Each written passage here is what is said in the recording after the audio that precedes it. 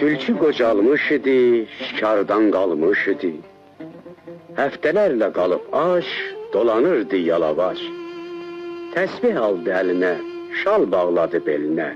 Olub mömincə bəndə, üç çevirdi bir kəndə. Ay baba, üz verib bir bəla. Aməstən xoruz, gözləri mərcan xoruz. Halal haram qanmadım, qocalığı anmadım. Sizi tutub yedim. Allah kərimdir dedim, mənim günahım çoxdur. Halıma yanan yoxdur. İndi həccə gedirəm, daha tövbə edirəm. Babacan, sənə bu canım qurban. Daha bəsdir, ağlama, ürəyimi dağlama.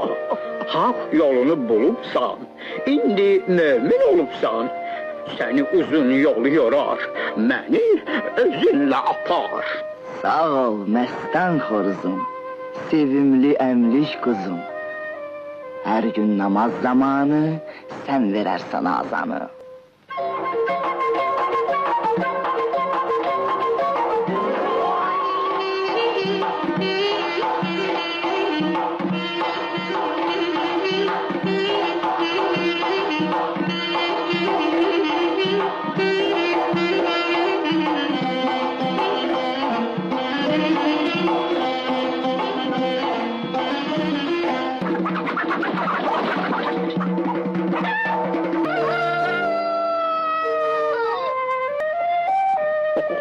Aydın olsun gözünüz, gelin görün özünüz. Tülkü olup peşiman, tökmeyecek bir de kan.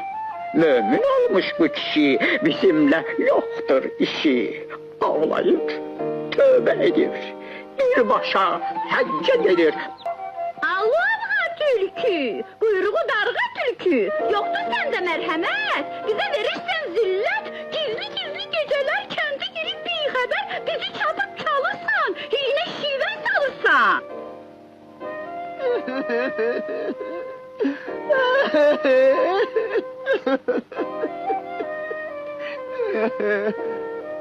Düzdür, can xoruz, gözləri mərcan xoruz.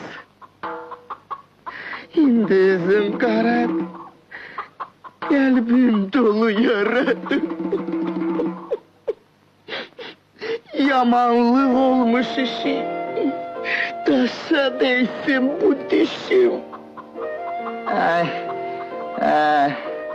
qocalmışam, düşmüşəm.